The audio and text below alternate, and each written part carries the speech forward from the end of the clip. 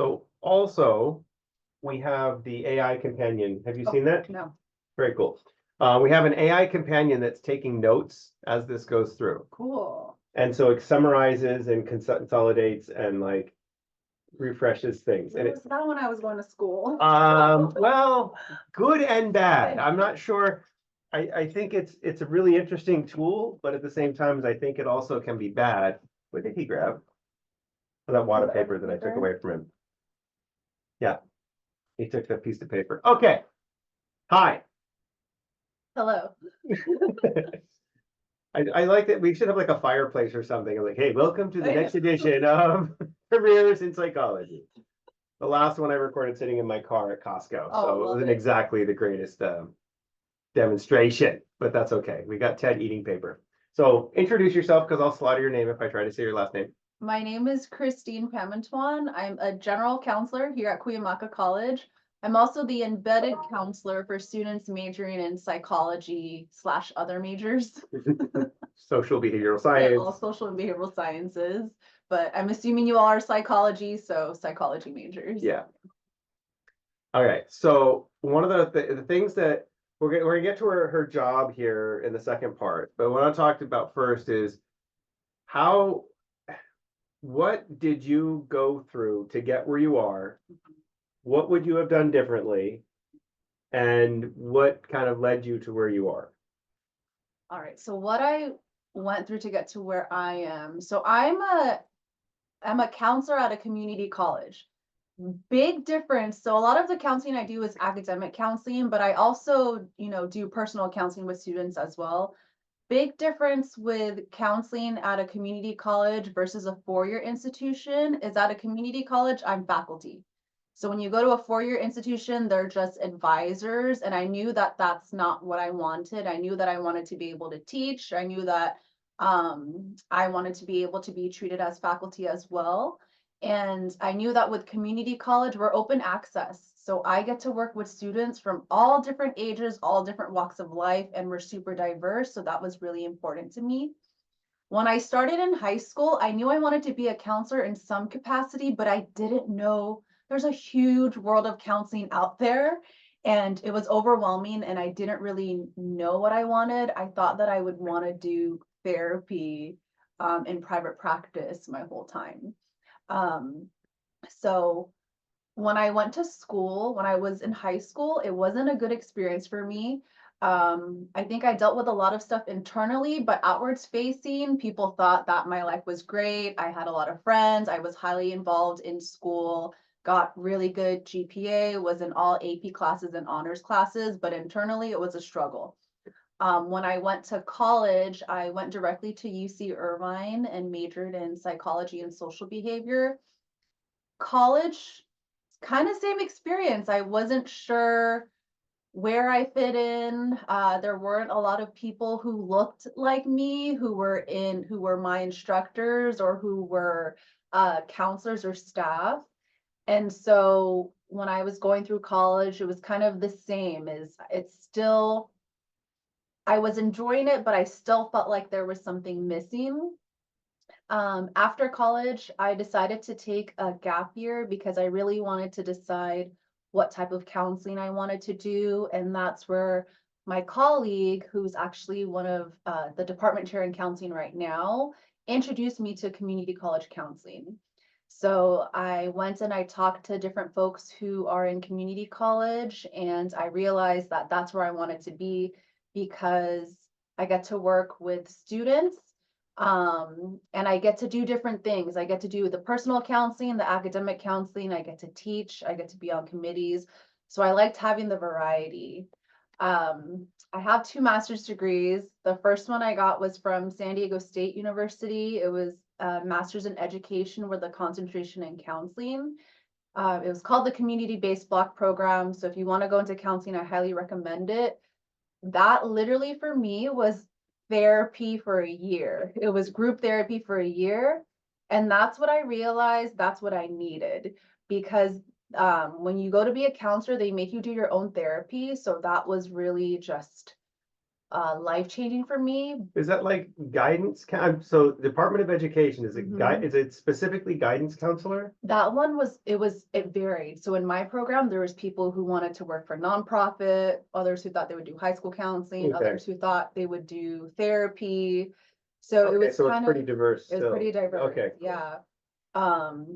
And it was, we were in a group setting, and every Wednesday it was kind of like group therapy. And that's where I think it finally clicked in me, all of those internal struggles I had in high school and college, the opportunity to just learn more about myself and my history and trauma and who I want to be and family stuff. That's where it finally clicked, um, and solidified even more for me that I wanted to work in education, because for some people therapy can be a privilege. Like, not everyone's going to do therapy Right. because, there might be stigma in it in families, or to even take the time to do therapy can take a lot out of people's daily lives.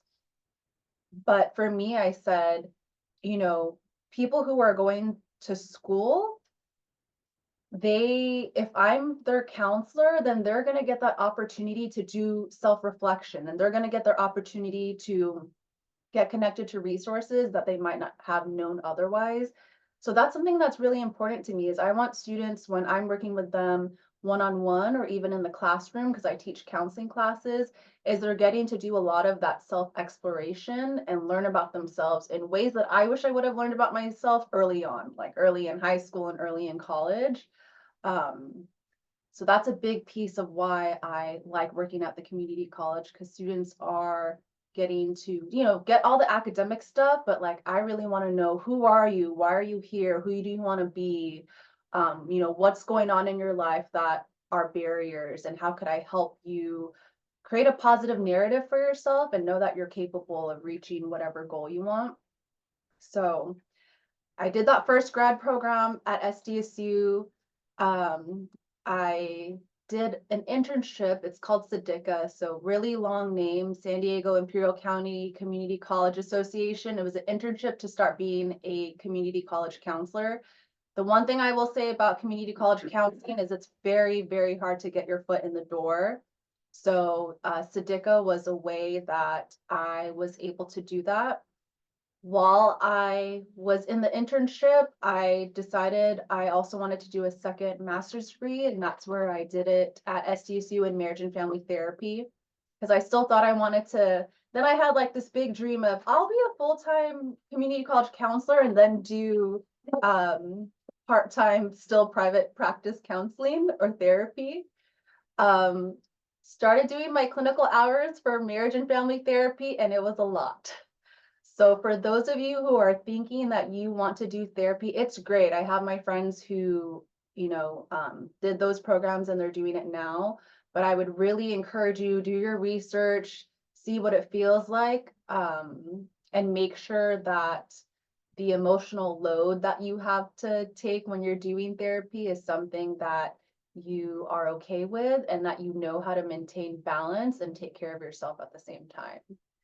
So I finished the second master's degrees, decided full-time community college counseling is what I want to do. So after that, I worked at part-time at 3 community colleges. So I've worked at Grossmont College, Miramar College, Mesa College, Miracosta College, then finally landed a full-time tenure track counseling position in the San Francisco Bay Area. I got tenured, worked there for 6 years, decided I want to go back home to San Diego, be around my family, be around my friends, and then now I'm here at Cuyamaca College, and I've been here for a little over a year. Yeah. So when you're up there, did you develop like the social relationships, or was it kind of isolated?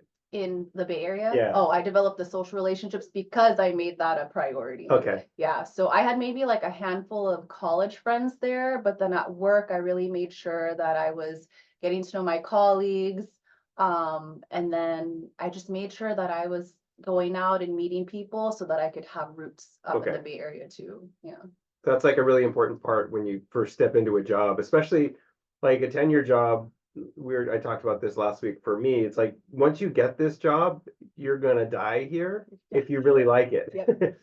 because it's so rewarding and it's so great, and you can, if you just do the minimum that you're required to do, you can pursue other activities. You can have a second job. which Yeah. I do. Yeah, Yeah, so that's the benefits, right? The thing that I loved about being a tenure track or a tenured counselor, I work 154 days out of the year, just as my base. And then if there's opportunity for overtime or anything like that, you can do that. So that's extra pay. And then I'm able to do other jobs. So I also do admissions reading for UC Irvine every year, and I'm able to do like other just side projects and things. So I like that it gives you flexibility. Benefits are great. You have a pension, there's retirement. So all of the things that I didn't think about in college, but started to matter to me as I got older, like, yeah, I love that about this job. and one of the things that, again, it's more for you than them, but if you work overload, all that overload goes into STIRS. Yeah, And we're doing my retirement, and we have probably 3 times more money than I thought we did because of my overload. And it's like, oh, yeah. whoa, okay. So it's one of those things where there's a lot of benefits, and we're not the highest paid district by far, but the collegiality of the Cuyamaca and the way that we interact with each other, and it's a really rewarding place to work. And we've gone through lots of change in the last couple of years, but even then, it still seems to be getting better, not worse. So Yeah, I love working at this college because of the collegiality. I love my counseling department and instructional faculty here in admin. One thing that I realized as I was working part-time at the different colleges is it made me decide, do I want to work at a smaller college, a bigger college, or a mid-sized college? So the college I was at in the Bay Area was like over 20,000 students. And you know, it's a lot. And sometimes admin doesn't know who you are because there's a lot of turnaround and because there's just so many people. But over here, I love that everyone knows each other. Admin knows who you are. They come and say hi. It really is just a nice, like supportive culture here on campus. yeah. Okay, cool. What are the things that is the drawback of your job? What is the thing that makes you kind of go, ugh? Drawback is, good question. There's a lot of hats. I love doing a lot of different things, but sometimes there are a lot of different hats that you have to wear. And then that's where it can get really stressful. I feel here at Cuyamaca, they're really good about making sure, trying to make sure that you're not spread too thin. But I know, so again, it depends on the culture of your campus. My other campus, it was very, very, very stressful. I was burnt out at the end of every semester because there were just so many hats to wear. So I would say that that's something to just be aware of. Yeah, I think that would be the biggest drawback. Yeah. Yeah. Okay, so cool. Let's look at some of these questions here. Because some of the questions, I'm just gonna kind of scroll through the screen here if we look through them. Some of the questions are like Melissa's are more kind of general or more specific to a child therapist. So we'll give to those a little bit later. Okay, how do you find internship programs? Oh, good question. So a good place to start would be our career center.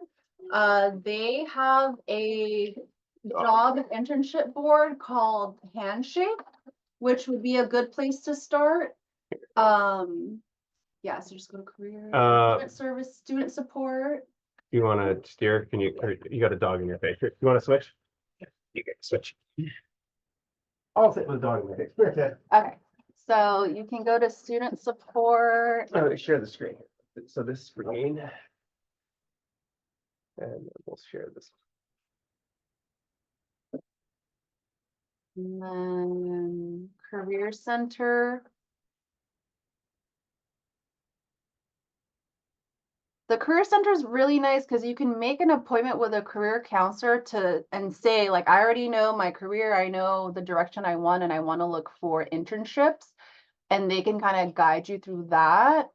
But Handshake, where is it? We just got it. Yeah, so that's one of the problems with the Jamboard. small colleges, that there are so many hats. Mm-hmm. And so sometimes, when like updating the website, it's like, oh. Yeah, yeah. Many hats. Yeah, so this is Handshake, where you can find different job or internship opportunities. And they should be vetted, because I think they have to be looked at before it's posted. That's a good place to start. Honestly, I will just Google a lot and then just kind of look, like, so if you want to work for nonprofits, there's like San Diego Youth Services or Say San Diego. Um, I posted some links in discussion two. I fixed the links in discussion two, so you can look at those. Kaiser Permanente has a ton of internships available. And doing everything from walking around with lab specimens to visiting patients to all sorts of different stuff. mhm. And so, And then you'll find, like, if a lot of you are transferring, I got a lot of my experience on campus as well. So I was a peer academic advisor at UC Irvine. That's where I really learned about the academic piece. And then I was a peer educator in the counseling center. So that's where when you go to the 4-year also, that's where you'll have other opportunities to get experience. Oh, then in research, I also did research when I was at the 4-year. So that's a good area to just find something that's also on campus based on where you're transferring to. so back up here. Okay, and so, oh, Sarah, that's a really good question too. Are there any jobs in psychology that field that would help pay for a master's program? Some places do Oh. this. So my master's was paid for by my teaching. So I got a teaching assistantship, and most will try to give you some sort of job. Unless the clinical ones definitely don't, but the research ones do. Yeah, research ones typically do. Clinical ones, I haven't heard of anything. I love, it also just depends on the job. Yeah, if you work for a big company, they might pay for you to go to school more, but I don't have like a general list of what that would be. It just would really depend on the company. Yeah, so Sarah's interested in neurobiology, neuroscience, and so, yeah. Another thing to think about is, like, if you go into behavioral psych, and become an applied behavior analyst, Mhm. a lot of the therapy organizations will pay for your degrees Yes. as long as you keep working with them. Yes. And so that's another a good way to, again, if you want to work on the behavioral side, the two organizations that I work with will pay for your degrees, just because they want to go. They want you to stay, and so they give you more. And if you go into law, they'll also pay if you're good. What do you think you truly, let's see. Oh, that's right. Okay. Clyde, that's Marie. Let's see. Was it easy to choose counseling as a career? Is it possible even you choose choice something regret? It might make you go crazy talking to people from different backgrounds. I feel like That's a great question. career exploration in high school is really different now. I didn't really get a lot of career exploration No, in we high didn't either. school. We got a computer Right? program. Yeah, so they told us go shadow someone for 1 day, and I was like, well, I guess I'll shadow my dentist. So Ew. yeah, I feel like had I really had more career exploration, would I still have ended up, if I'm being real, would I end up in a counseling career? I don't know. I know that I love helping people and I really enjoy my job now, but I also have a really strong business side and that love. So, it could have gone either way. Or maybe I would have done like industrial psychology, industrial organizational psychology or something like that. Is it a choice that you sometimes regret? No. So the thing about career development is I think it changes throughout your whole life. We're in very interesting positions where, yes, you kind of die and retire in this position, right? Right. But the majority of folks that I know are doing different things, switching different jobs every 3 to 5 years. which I think is beautiful because you're not always going to be stuck in that same position. You're not always going to be stuck in the same company. So, But it's also terrifying, to me, because as I've always been in education, yeah. always, ever since I started in high school. My first real job was I worked at the research lab, and then I worked full-time as a high school teacher, and then I worked full-time this. And my wife's a teacher, my mom was a teacher, and it's like, to me, it's like, what, changing jobs? What if that job doesn't work? What do you do? But the thing about teaching here is that the full-time workload is not, I think the full-time workload is 30 hours a week. Yeah. And so you have 10 hours a week to follow your own goals, to follow your own path, and to do things that you want to do. Yeah. Like for me, I started a research lab here because I love doing research. And so my research lab's meeting in the library right now, playing with the EEG headset. And then I started training Ted, who's eating Post-it notes right now. And those kind of things. So I'm constantly doing things that help me grow and expand as a self, but I still have my stable job. Right. And I think for me, what I learned as I got older is what you value in a career is really important. Yeah. When I was younger, I thought like, I want to climb the ladder. I want to make as much money as I can make. But I got older and I was like, I really value my time. I really want to feel fulfilled in my job that I'm helping people, but I really value my time and my wellness. And so this job gives me that. It gives me time to do other things that I want to do, time to spend with my family, time to travel. So when I look at like, do I regret it? I'm like, no, because I get to live the life that I want to live in this career. And that is so like, that's top priority for me. Right. Angie's question is really good. Angie's going to be a future lawyer someday. And so for psychology of law. That is a good question. So there's definitely, so there's definitely like one of my instructors, when I was taking psychology classes was like an expert witness. So you would have a crime or you would have something and they would bring in the psychology expert and have them on the stand and ask them questions. So that was something that was really interesting. If you're working with people in the field of law, that's very broad. You could be working in the prisons with different people. The other common ones. So being on a PERT team. Yes. We have a PERT team person who's going to come and talk to us later in the semester. Yeah. So if people are in crisis, being part of those teams, making sure that they're safe. But also you can get your degree in psych and then go to law school. Yeah. Marvilla, who's going to talk to us next week, she kind of abandoned psych as a career, but is going into law. And her psych background is helping her so much studying law, because so much of the lawyering is swaying people's opinions and listening. And there's so much psych in lawyering that, the degree in psych can really make a difference. Tedo, if you want to be a lawyer, there isn't one set bachelor's degree that you have to have. It's just when you apply to graduate school, they're going to want you to take the LSAT. And some schools might have certain prerequisite classes, but yeah, for law, you could have any major that you want. Right. How I'm able to find internships. Okay, same kind of thing. Okay, so I know that if you walk into Sharp Mesa Vista and say, hey, I go to Cuyamaca College, they will sit you at the desk and you can answer the phone. And they give you a really nice window.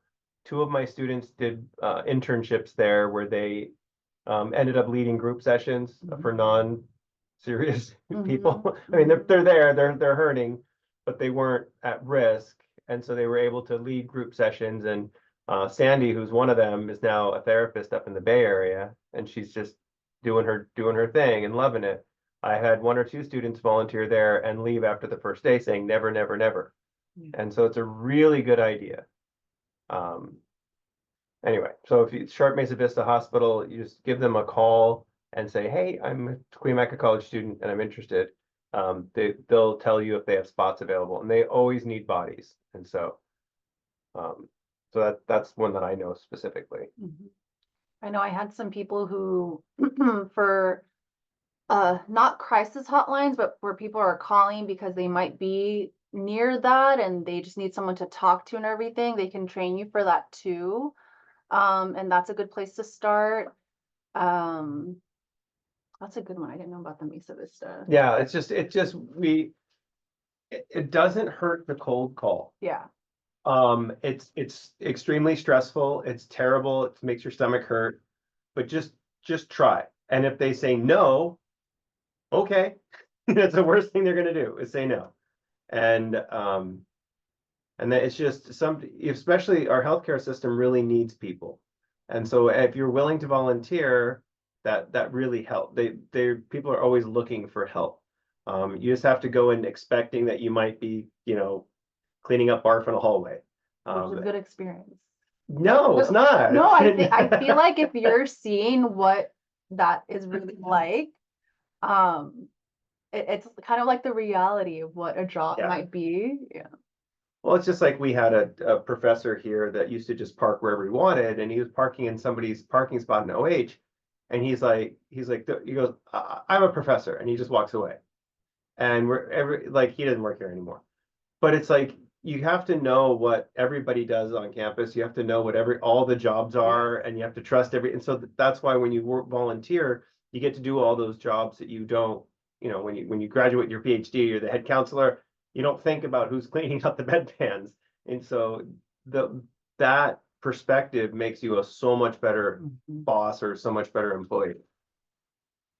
So this one, let's see, like a high school psychologist. So what's interesting. Okay, so do you have any experience with the school psychology, the school counseling, different than guidance counseling? But yeah, so school psychologist, that's where it's kind of like you're doing therapy at the campus. So you would be doing a specific school psychology master's program. You could do, for psychologist, typically it'll be the PhD or the PsyD. For masters, the high school counseling masters is more doing like the guidance counseling and the planning And your the testing. classes. Yeah, and the testing. But if you're thinking psychologist where you really want to do the therapy, working with the students or working with the families, it's typically that PhD or the PsyD. And most of our high schools around here have a third party. The high school doesn't hire the counselor, they hire a program, and the program provides the The counseling. counselors, yeah. Yeah, but if you want to be a school psychologist, so you could also be a therapist working at the schools. So when I did the marriage and family therapy program at SDSU, a lot of my friends became therapists at the school. So they would be from a third party agency that the school would hire, and then they would come in and do the school therapy. Yeah, we're working with that. Is like maybe the school district can hire somebody as a staff that is a behavioral specialist, and that's as opposed to that my wife's school is working on that. So cool. Those, Ted. Those are good questions. Let's see. If I'd like to change my career but still do something related to psychology, where could I start? That's a tough. Yeah, I would like to change my career, but do something. That's very broad. Well, that's the thing, is that psych is a really good degree to start at, because it does lean in lots of different places. And the people that we're going to talk to next week, all three of them got their degrees in psych and went different directions. That's kind of how we start the class. So basically they use what they do in psych to make their other professions better. And it's really interesting is that I don't know, psych to me was very easy because I really enjoyed it and I wanted to study it. So yeah, I feel like all the people that I graduated with a psych degree in, I have friends working in tech. They're user experience designers, they're project managers and product managers, people working in real estate. Like psychology is the study of people, right? And the study of human behavior, which I think is really important in any field. I have people working in education, therapist, nonprofit. So I feel like there's just so much that you can do, and it's just a great building block for different types of careers. People working in sales, like, Yeah, anytime you're So interacting with people, if you have a good foundation of psych, it makes, I don't know if that's the psych helps you or the people who are attracted to psych are good at that. I don't know which one comes first. I feel like it's the people attracted to Psych, psych, that's yeah, that's what I was just thinking, yeah. right? Because Um, the relational part, that part is, I feel, hard to teach, yeah, right? Like connection, building relationship. The technical stuff you could teach, but it's like how you are with folks, that's kind of internal, I feel. yeah. So, to the rest of your question, sorry, I focused on the middle Could part there there. be a part of clinical psychology I specialize? Yes, there can be. So if you decide that you want to do therapy or clinical psychology, you can decide if you want to specialize in women, children, in working with trauma, in military. So a lot of times when you have programs, they'll tell you if there's a certain population you like or a type of disorder or something that you like, you can totally specialize in that.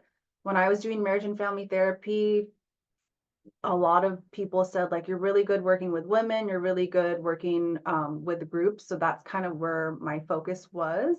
So you kind of find that as you start in your practice working with people, kind of where your strength is. Um, and then like you'll see when you look up like psychology, like when you look at people's profiles, they'll put what they specialize in. Yeah, that's a good question. Okay. So, in Neuron, depending on where you want to go, question is if I get master's, PhD, can I have a good career path in places out of the US? Yeah, it does depend on where you want to go and the rules of that country.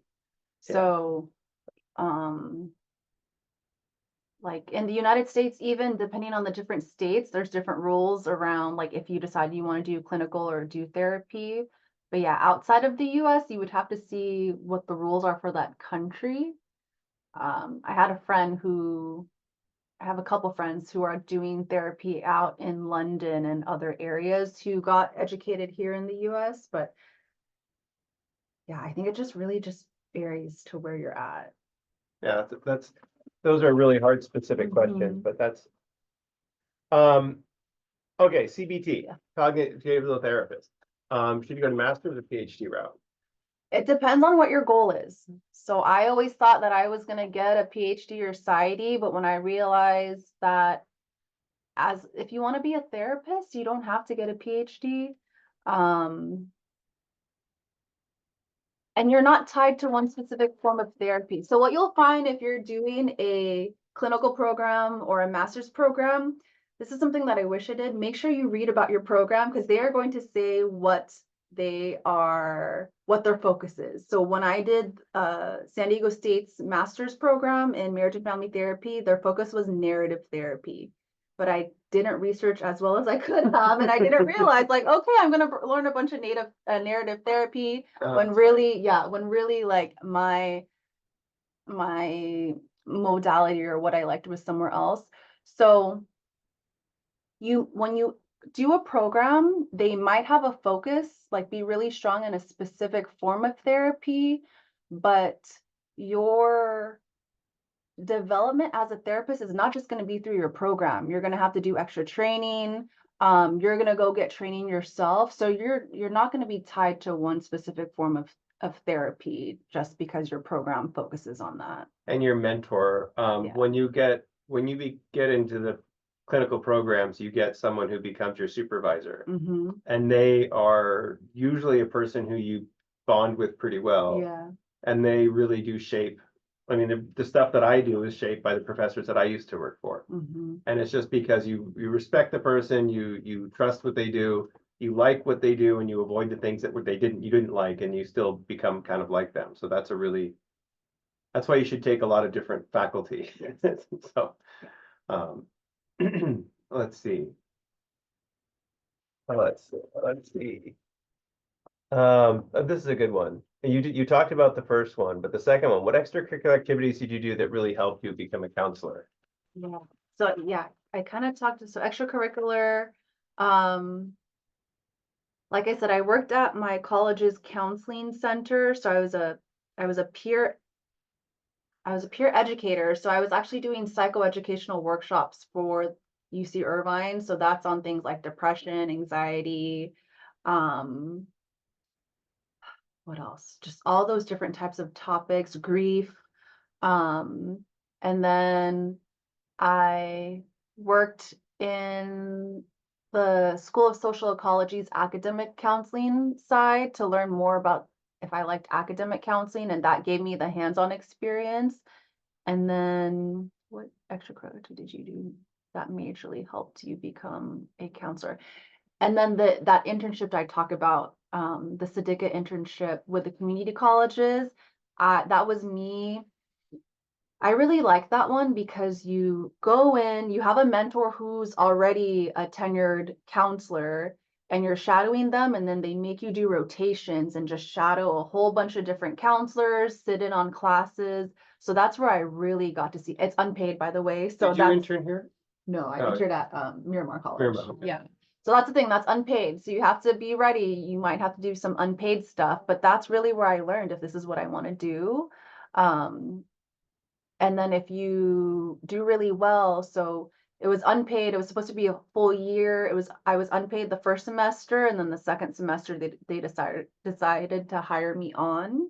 So then I got to teach my first class and then also do some hours. So I think those were the three main ones that helped me decide what kind of counselor I want to be. I have 3 Sadika interns this semester. You have three? Yeah, Oh and my so God. there's three of them shadowing me. So you see someone pop into the class, you don't recognize that's who they That's are. your intern. Yeah, 3 of them. They're wonderful. Mhm. Okay. Oh, Harami, so we're going to be talking to your coach about sports psych. And because Laura's amazing and talking about sports psych and performance psych. So let's go. Oh, the BA and BS. What's the difference? Honestly, for me, it doesn't make a big difference. I have a Bachelor of Art. I have friends who did a Bachelor of Science in psychology, and we still ended up in the same thing. Sometimes the Bachelor of Science, maybe you're taking more harder sciences, or more math. But I found, at least in my field, it doesn't. Bachelor of BA, Arts yeah, and see? Sciences. Why? How? Uh-huh. You did both? Uh-huh. I don't know. Mine says Bachelor of Arts and Sciences. I win. Do they? It's not like that anymore. Did you do two? I don't know. So you're special. San Diego State University, right there, on the wall, right next to my title of amazing detective genius that I got at Convocation.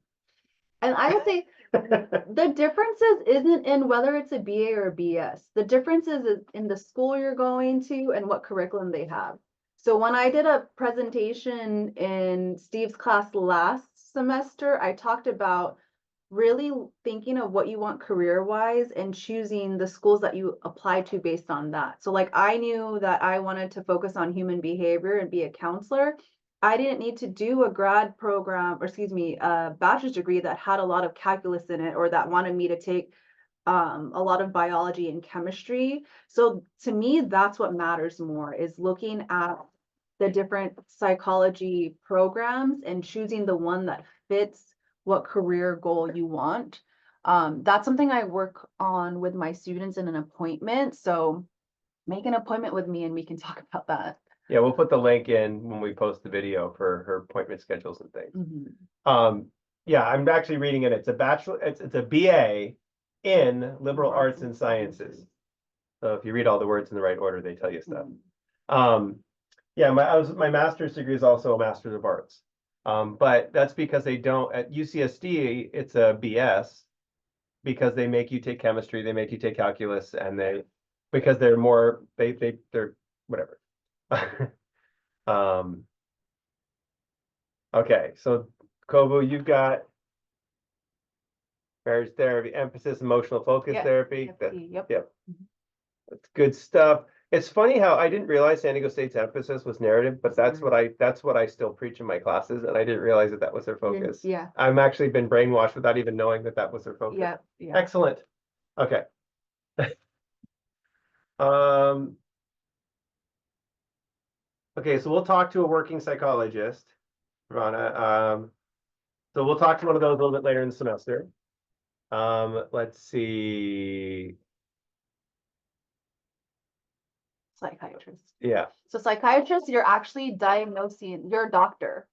So that means you have to go through medical school. So to get to medical school, you can have any major, but they're going to want you to have certain prereqs in order to apply to medical school, and you have to take the MCAT. You go through 4 years of medical school, you actually have to take a test to decide what your specialty will be. So if you test a certain way and you're able to do psychiatry, then you do your residency to become a psychiatrist. And the big thing with that is you're able to diagnose folks and prescribe them medication. Psychiatrists, for the most part, aren't doing a lot of the talking therapy. A lot of times it's you do the testing, you talk to your person for 15 minutes and say, I'm going to give you this much milligrams of Yeah. whatever med. But yeah, my sister is a psychiatrist. She's going to talk to us later in the semester as well. Yeah, but she's now the head psychiatrist at Alvarado Behavioral Health. Yeah, yeah. And so she works with inpatients that are housed there and working on certain cocktails, but she also does the talk therapy. Oh, she does. Yeah, because she's perfect at everything she does. You know, whatever. It's all right. I married her sister, so I made it. So, but it's a much different world. Yes. With the psychologists that will come and talk to us, you'll see how their focus is so different than the psychiatrist's focus. Yeah. And you're better living through chemistry for the psychiatrist. And it's to me, that's not the right answer, but my chemistry's working mostly. Mostly. Okay, so research psychologist. Great job to be research. So I've been looking into these as for a side hustle. So this is something that, because I love doing research, and our research lab has gotten 4 publications now, 5 if our paper gets approved for WPA. And it is so fun. You can go on Indeed and look at jobs, and they're hiring researchers all the time. And the problem with corporate research versus academic research is a lot of times corporate research wants you to find the answers they're looking for versus actually do real foundational research. Yeah. And it's a little, it's really interesting. You have to get a really good foundation in the biological sciences. A master's in general experimental psych is a really good way of doing that, and with an emphasis in IO if you want to go into business. Okay. Just look on Indeed. There's a lot of places that, but I'm gonna warn you, if you like this, Matt, one of our other faculty, got a job as a researcher at Real Children's Hospital, and he's like, I'm gonna cure cancer. I'm gonna find data. He was literally compiling spreadsheets 24 hours a day. And he's like, nope, because that's a lot of what the researcher is cleaning data. All right. Let's see, try to look for a question here. Oh, PT school. Okay. Physical therapist? Yeah. Okay. No, I think that's a really good tool to go along with this, because there's a lot of occupational therapy that uses a lot of psych, and there's a lot of eventually you get your PT school and you can work as a PT while you start working through your master's, and they're really related to each other. Yeah. And I feel like when you're working as a physical therapist or occupational therapist, that's a lot of times people are in really vulnerable stages. They're injured, something has happened to them, where they have to learn how to do like simple everyday things. And so having someone who has that psychology background and is able to talk with them through stuff and just be caring and connect with them is so effective in a job like that. Yeah, absolutely. Let's see. Angelica. let's see, there's a little bit.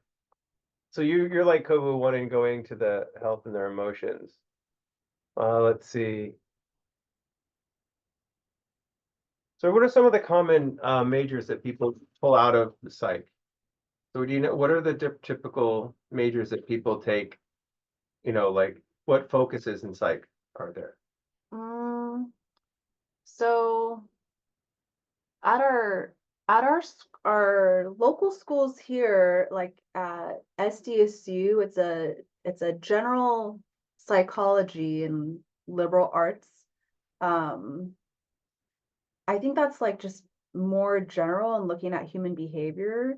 UCSD is more science based, so it's going to be the psychology with a Bachelor of Science. That's where they're also going to have you take the sciences and calculus. Um, the one I did at UC Irvine, it was called Psychology and Social Behavior, but now it's called Psychological Science, which the name kind of throws you off because even though there's science in there, it's actually more for folks who want to study counseling. And then there's some schools that are biopsychology. So for my folks who want to do like psychiatrist, or you think you want to do research and things like that. Neuro, yeah. Yeah, neuro. So UCSD has like a neuropsychology, and there's like another emphasis. They have cognitive behavior psych, they have Yeah. cognitive neuroscience, they have behavioral neuroscience, Mhm. plain cognitive Cognitive science. science. Yeah, so they narrow it down. They don't like to call it psychology, Mhm. and they narrow it down to lots of different subfields. Yeah, and there's like industrial organizational San Diego State's psychology. got one of the better master's programs for that in our country. So Mhm. and I still don't really understand what they actually do for a living. We have an IO psych person. One of my good friends is a life coach, Oh, and he graduated with his master's in industrial psych from Springfield University in East Coast somewhere, Boston, I think. And he's going to talk to us. But he's like a professional life coach. wow. I don't even know what he does. Anyway, um, more clinical psych. Okay. Ooh, that's a really good question. Alexis? Is psychology a good degree for this physician's assistant school? So same thing with physician's assistant. You can have any major, but they're going to want you to have certain prerequisites done when you apply to a physician's assistant school. So for people who want to have the most efficient pathway to be a physician's assistant, they might major in biology or something in allied health or kinesiology, because physician's assistant schools will look for things like a year of general biology, a year of chemistry, anatomy and physiology. So you can major in psychology, but after you get your bachelor's degree, you'll have to go back to a community college and do certain prerequisites. So it kind of just depends on what your goal is. If you want the most efficient pathway to physician's assistant, I would say if you like psychology, maybe do like a minor in psychology so you can still take those classes. Um, if you really want psychology to be your bachelor's degree, that's totally fine, but you just have to be able to fit in the prereqs for physician school in your bachelor's degree, which can uh, be a lot to overload. So you might have to get the bachelor's degree in psychology, and then after getting that, continue on with more schooling to do the prereqs.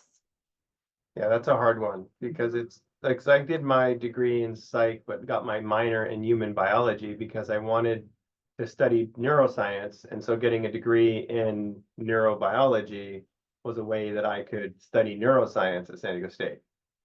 But again, I didn't take chemistry because I dropped out my freshman year. I'm like, nope, not doing that. And then, yeah, and so to me, that was the sticking point. Anatomy was really cool, and kinesiology is like one of my favorites. But it's, that's where I picked up the bio minor, because I love biology. It's just too much fun. My biology textbook's right up there too. Okay. Let's see. Child adolescent psychology. We're almost done here because I've got to run and burning your evening time. Okay. Oh, that's a great, Christina. That's a really good question.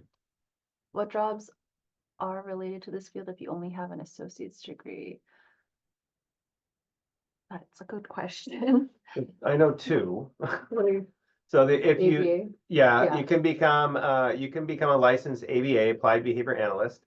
You can also become a licensed drug and alcohol counselor. Yeah, Those those and are the two that. yeah, I think they're the only two that. And Cal State San Marcos has a very good ABA program that runs in cohorts. It starts every 6 months, and you take courses with your group, and they're mostly online. And you go through the ABA process, and you're certified. I might be doing that if I apply for a sabbatical, because I really want to get that credential just so I can teach the course and I can have students be supervised by an ABA to do their training and make it a part of my certificate. Yeah. Okay, steps to apply for transfer. This is something that's why we're doing this now, so that students have a chance to hear about this. Do you have some tutorials or some resources that can help students get ready to transfer, that we should be offering this class in the fall is what I'm saying? I'm actually so there's a counseling 150 class that I'm teaching that starts in April 1st, which is transfer success, that goes over the steps to apply for transfer. But that's why the 1 hour appointment with a counselor is really important, because we go over all of that.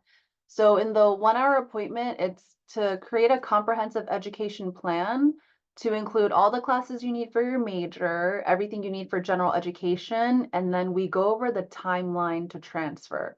So when you should be applying, when you have to do your application, academic update, when you have to apply for graduation, when you're sending in all your transcripts and everything like that. But if you want a general overview, the transfer center should have resources on here. Let me show you first how to make an appointment with a counselor. So when you go on the Cuyamaca website, you'll click on student support, and then the counseling center is right here. Oh, it's Mylin. Hi, Mylin. Yes, it's Mylin. That's the department chair. You can call to make an appointment, or you can do the connect with a counselor and then click on 2-year education plan. That's going to ask you a few questions. Have you done your orientation? Where do you take your classes? Are you part of any program? And then you can schedule here. We schedule appointments for up to 15 days out, and we open new appointments every day. So if you look at it and they're full, you can always check the next day and there'll be new appointments. Sometimes students say it's hard to get an appointment. That might be because you're not planning ahead. So if Wait a minute. That's crazy talk. So if it's time for you to register that week and you're trying to see a counselor that week, yes, we're going to be really full because we have peak periods. We're going into our slower time right now. So getting an appointment now is going to be really easy. So plan ahead and, meet with a counselor now to do your education and semester planning for the next semester. And we'll put these links in the when I post the video. Mm-hmm. And then if you go to student support and you go to transfer center, this will tell you all the different steps. So transfer information to a CSU, a lot of great links that go over the requirements to transfer as well. And then transfer to a UC or private or out of state. But the big thing is that 1 hour appointment. I can't stress that enough. Your pathway is unique to each student. We really talk about what your goals are, what's going on in your life, and just make sure that you know why you're taking the classes that you need to take, and to make sure that you are making the most out of your time here at Cuyamaca College and that you're aware of all the deadlines and any changes that might be happening. So it's really important to work in partnership with a counselor to go over all of the different transfer steps. Awesome. All right. So that was, it's great. It's exactly where I wanted to end on, because that's the idea that I need a pipe. Okay. But that's the idea is that once we find a path, then as soon as you know where you're going, then it's so much easier to get there. But there's no right way to get where you want to go. I mean, you go in circles. I would have been totally happy staying being a high school teacher. It was the greatest experience ever. But at the same time is this job frees me up with a lot more time, especially when I had little people. Yes. Because my kids are, they're old now, but my son drives. And so I have more free time again, but I wouldn't miss the time that I was able to drop the kids off at school, pick the kids up at school. It's really important to have that time. And you won't, because you can't get it back until your kids start kicking out babies. Try to keep that out of my son's ideas, but whatever.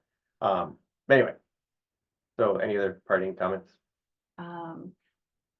Self-exploration is really important. So, figure out who am I? Who do I want to be? What are my values that I want in a career?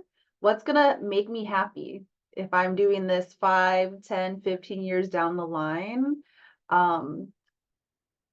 Think about that for yourself. I know we can get influenced by friends, family, what's on social media, things like that, but this is your life and your career pathway. So just really think about, what am I gonna be happy with, and really feel fulfilled in life and just really being true to myself. That's what I would part with. Yeah, totally agree. All right, well, thank you so much. Thank you. You're the first one, so I'll make the interviews a little bit more exciting for the next bunch, but that's okay.